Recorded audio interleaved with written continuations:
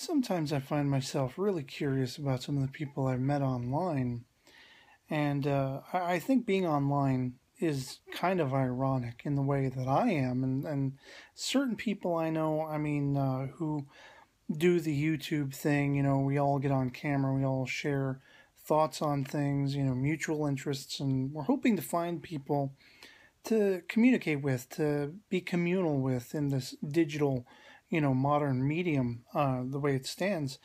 And it's ironic because I think, maybe like 7 out of 10 times, people you'll see online are very much like me offline, very reserved, very silent. I don't go out of my way to talk to people and such like that. I don't, I do have anxiety issues, but I'm slowly over the course of my life reining that in and finding myself able to deal with, social interactions better. So it's not that I can't talk to people, it's that I just don't relate to people. I have my own particular interests. I have my own way of doing things, my own way of, looking at my life, my outlook, and everything. And I live a sort of laid back, straight edge lifestyle. That is to say, no alcohol, smoking, drugs, that kind of stuff. And unfortunately, in the apartment living situation I find myself in the town I find myself in, people who drink and smoke and do drugs, they're rampant. So it's like I go online to look for people to have a back and forth with. This is, how I connect with people. And it's the same probably largely for the majority of people who find themselves spending a lot of time online.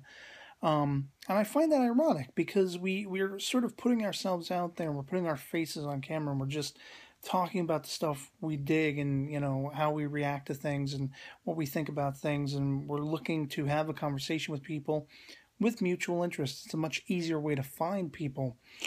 But at the same time, then there's that whole aspect of anonymity where, oh, can't put out personal information, going to keep myself hidden other than this message and everything like that, everything else is on the down low. Some people don't even use their real name, and the name people know me by, Johnny Blues. I've been actually actively wanting to legally change my name, heads up.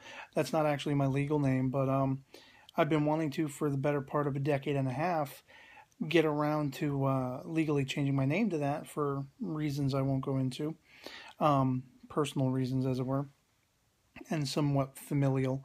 But yeah, it's funny to me, the idea of internet anonymity, which is such a hardcore thing I'm all for, but at the same time, I'm out on camera. It's almost like a public persona, if you will. This is me. It's not a character I'm portraying, but it's still me putting myself out there in a public venue. And I just think that's all ironic. And then there are people, I'm endlessly fascinated by some of the people I've met who don't do videos and who have followed my stuff and who have had deep and thought-provoking conversations with, and I don't know what they look like, from guys to girls.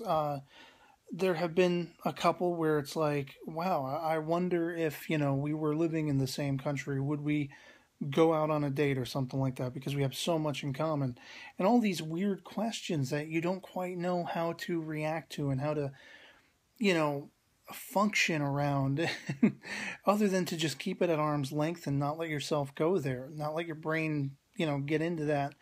But there are people that I know and I talk to regularly that I wonder what they look like because I've never seen them. And it's kind of like you want to be able to connect to that person and have something tangible, even if it's intangible, even if it's only pictures online or whatever like that.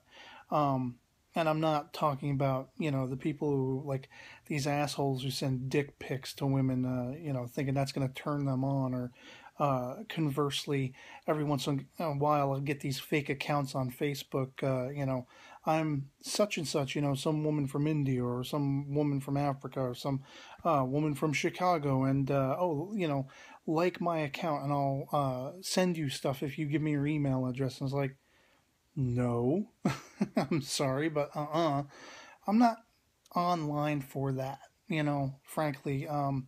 If I wanted that, I'd know readily where to get it, how it's available, stuff like that. I would need people sending that stuff to me. But that's not why I'm online. That's not what I'm interested in. So it's just quite an intriguing thing, this whole internet thing, because it's information so close to the fingertips. Anything online, around the entire world you want is but a couple button presses away. And in so many ways, it has, sort of just created a bridge over that divide between people. But still, at the same time, there's something to be said for the anonymity and the keeping people at arm's length and not so much readily finding people out and about in the real world, the offline world. So it's definitely something to think about.